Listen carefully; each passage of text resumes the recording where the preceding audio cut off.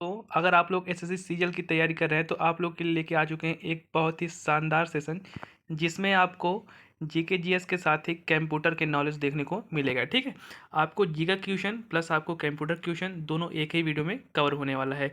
ये आपका session number 2 रहने वाला है। इससे पहले हमने सेशन 1 करवा दिया है, जिसमें आपको जीके और कंप्यूटर नॉलेज मिल जाएगा। ठीक है, जिसकी वीडियो आप लोगों को चैनल पे मिल जाएगी। अगर आप लोग ने अब तक नहीं देखा है और उसके मोस्ट इंपॉर्टेंट क्वेश्चन को आपने कवर नहीं किया है, तो आप जाके वहाँ से उसको देख के अपने इंपॉर्टेंट क्वेश्चन को कवर कर सकते हैं। ठीक है, ये आपका 6 मार्च का पेपर 2023 में जो हुआ था।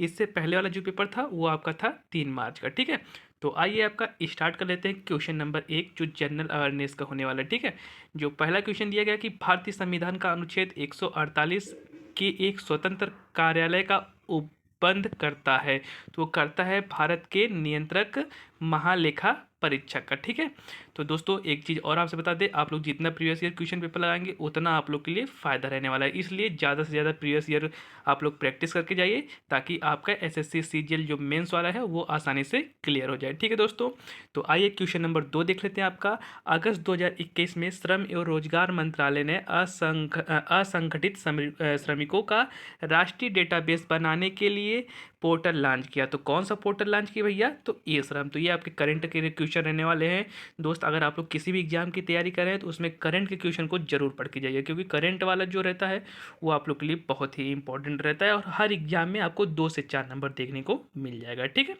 तो आइए क्वेश्चन नंबर आपका 3 देख लेते हैं भैया। भारत में केंद्र और राज्य सरकारों के सभी प्राप्तियों और व्यय की सपरीक्षा करने की जिम्मेदारी निम्नलिखित में किसकी होती है भैया? तो ये होती है नियंत्रक और महालेखा परीक्षक का। ठीक है, क्वेश्चन नंबर 4 देख लेते हैं भैया आपका।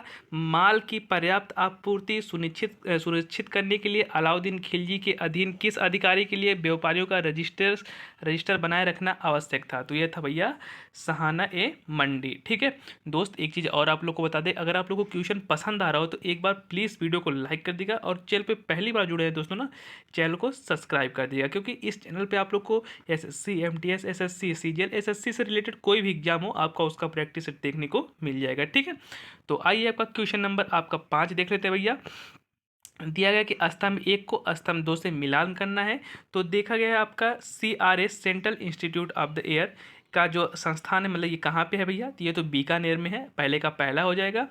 दूसरे वाले का देख लेते हैं भैया, आपका आईसीआर केंद्रीय कपास अनुसंधान संस्था, ये नागपुर में है।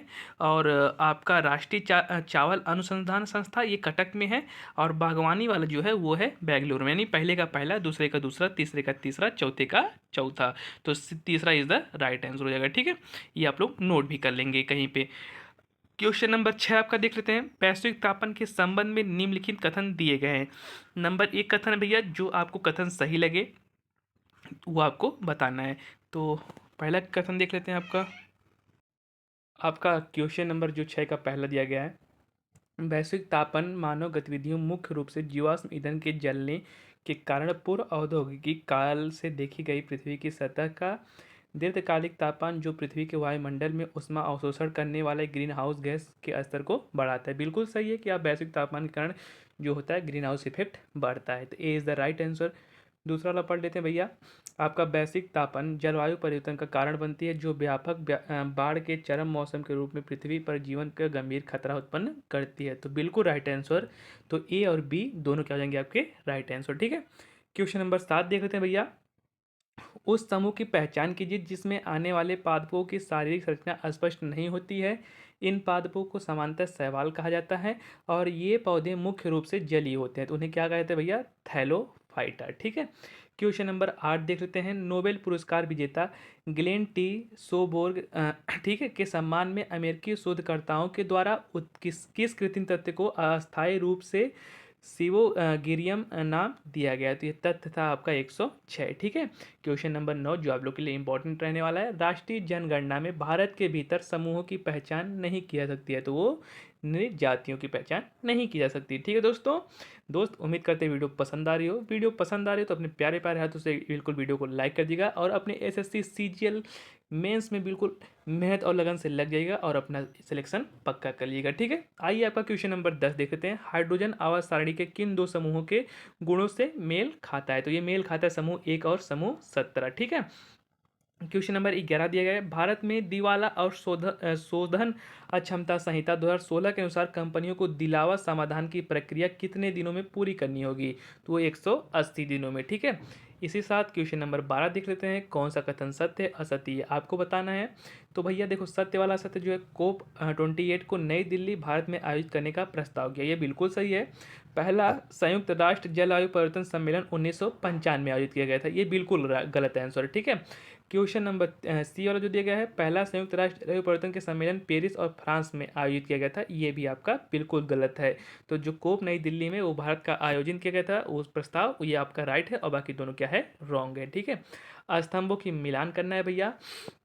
बसंत जो होता है वो चैत बैसाख में होता है, ग्रीष्म जो होता है जेठ आषाढ़ में होता है, वर्षा जो होती है भैया श्रावण भादो में होती है, जो शरद होता है वो चैत बैसाख में, यानी पहले का पहला, दूसरे का चौथा, तीसरे का तीसरा और डी वाले का दूसरा, यानी तीसरा इज द राइट आंसर, ठीक है।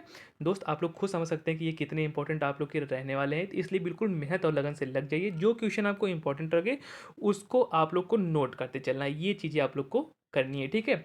1935 में निम्नलिखित में किसने शैवाल की संरचना और उनके प्रजनन तंत्र की व्याख्या की थी? ये की थी भैया F.E. फ्रिंच ने, ठीक है। क्वेश्चन नंबर आपका देख लेते हैं 15, निम्नलिखित में किसने जनवरी 2022 में सर्वश्रेष्ठ विकसित ईडटेक समाधान प्रदान करने के लिए नेट 3.0 लॉन्च किया? ये क्या था? शिक्षा मंत्रालय ने, ठीक है। क्वेश्चन नंबर 16 देख लेते हैं, एक समान त्वरण के बारे में निम्नलिखित में से कौन सा कथन सही है? तो सही जो है आपका, मुक्त रूप से गिरने वाली वस्तुएं एक समान त्वरण का उदाहरण है, ठीक है।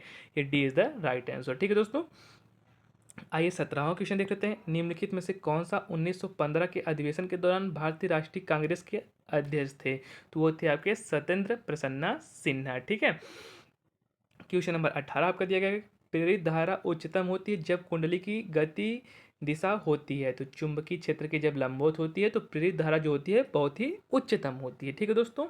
आइए आपका अगला क्वेश्चन देख लेते हैं, प्लेटी हेलिम्थीज में पाई जाने वाली एक विशेष उत्सर्जी कोशिका कौन सी है जो किडनी की तरह काम करती है तथा निष्पादन के माध्यम से अवशिष्ट पदार्थों को हटाती है? तो वो है फ्लेम कोशिका, ठीक है, जो निष्पादन के माध्यम से अवशिष्ट पदार्थों को बाहर करती है, ठीक है। अब क्वेश्चन नंबर 20 देख लेते हैं, राष्ट्रीय खेल को आपको सूची 1 से सूची 2 में मिलाना है। तो भैया सर्व विशेष टीम जो है वो कौन सी है भैया? वो पूरे खेलों में सर्वाधिक स्वर्ण पदक पाने वाली को बोलते हैं सर्वसेज टीम, ठीक है। महाराष्ट्र जो है वो है सर्वाधिक पदक, स्वर्ण रजत और कांस्य सबसे ज़्यादा है, जो ओलंपिक में पाई थी उन्होंने 2022 में। और हरियाणा जो है वो आपका पदक तालिका में तीसरा स्थान था, और कर्नाटक जो था भैया वो था पदक तालिका में चौथा स्थान, ठीक है। क्वेश्चन नंबर 21 देख लेते हैं, बहु राज्य सरकारी समिति विधेयक 2022 के संबंध में निम्नलिखित में से कौन सा सही है? तो आपको बताना है वो कौन सा सही है। लोकसभा ने इस विधेयक के संसद को संयुक्त समिति के पास भेजा, जिसमें निचले सदन को 21 सदस्य और उच्च सदन को 10 सदस्य शामिल थे, बिल्कुल सही है भैया। इस विधेयक में चुनावी सुधार लाने के लिए एक सहकारी निर्वाचन प्राधिकरण स्थापित करने का भी प्रस्ताव है, बिल्कुल सही है। विधेयक में एक अनुच्छेद 63A है जो रुग्ण, ठीक है, बहुराज्य सरकारी समितियों के पुनरुद्धार के लिए सहकारी पुनर्निवास और पुनर्निर्माण और विकास निधि की स्थापना से संबंधित है, ये भी सही है। तीनों ABC is the right answer, ठीक है। तो आइए आपका 22वां क्वेश्चन देख लेते हैं, भारतीय संविधान के अनुच्छेद 32 और 326 के तहत कितने प्रकार की रिट जारी की जा सकती है? तो 5 प्रकार की रिट है जिसको हम जारी कर सकते हैं, ठीक है। क्वेश्चन नंबर 23 देख लेते हैं, दिल्ली और पटना के बीच चलने वाली गर्म शुष्क पीड़ा दाग पवनों का नाम बताइए? तो वो है लू, जो होती है दिल्ली और पटना के बीच चलती है, ठीक है। क्वेश्चन नंबर 24 है, पुष्पमित्र जो अंतिम मौर्य सम्राट बृहदत्त का सेनापति था ने राजा की हत्या कर दी और एक नए राज्यवंश की स्थापना की थी? तो वो की थी सुगवंश की, ठीक है। और आपका क्वेश्चन 25 और लास्ट जो रहने वाला है GK GS का, भारतीय रिजर्व बैंक को NBFC MFI के लिए व्यापक नियामक ढांचा पेश किया था, उन्होंने किया था 2 दिसंबर 2011 को, ठीक है। अब ये जो है स्टार्ट होने वाला है आपको कंप्यूटर नॉलेज मॉड्यूल पर, इसको आइए देख लेते हैं आपका, ठीक है। पहला क्वेश्चन दिया गया कि MS वर्ड 365 डॉक्यूमेंट को बंद करने के लिए निम्नलिखित में से किस कीबोर्ड शॉर्ट सर्किट का उपयोग किया जाता है भैया? तो LFT F4 का, ठीक है।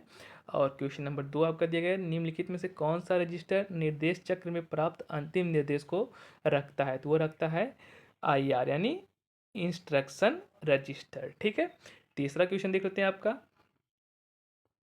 MS एक्सेल 2010 के मैच फंक्शन के विषय में कथन पर विचार कीजिए। तो कौन सा कथन सही है भैया? तो यह सेल की रेंज किसी निर्दिष्ट आइटम की खोजता है और फिर उसमें रेंज आइटम की असापेक्ष स्थिति प्रदान करता है। बिल्कुल सही भैया। मैच फंक्शन वाक्य विन्यास मैच है, ये भी आपका सही है। मैच फंक्शन में सभी आर्गुमेंट की आवश्यकता होती है, ये बिल्कुल गलत है। सभी आर्गुमेंट की आवश्यकता नहीं होती, तो पी और Q is the right answer. ठीक है, आइए अगला क्वेश्चन देख लेते हैं। एक नेटवर्किंग डिवाइस जो कंप्यूटर या संचार उपकरणों को जोड़ने के दौरान नेटवर्क ट्रैफिक को फिल्टर करता है, तो कौन करता है भैया? वो है आपका स्विच। ठीक है, हाँ, आपका हो जाएगा स्विच। अब क्वेश्चन नंबर 3 देख लेते हैं। MS एक्सेल 2010 में शीघ्रता में एक नई ब्लैंक वर्कबुक बनाने के लिए निम्नलिखित से किस शॉर्ट सर्किट कुंजी का उपयोग किया जाता है?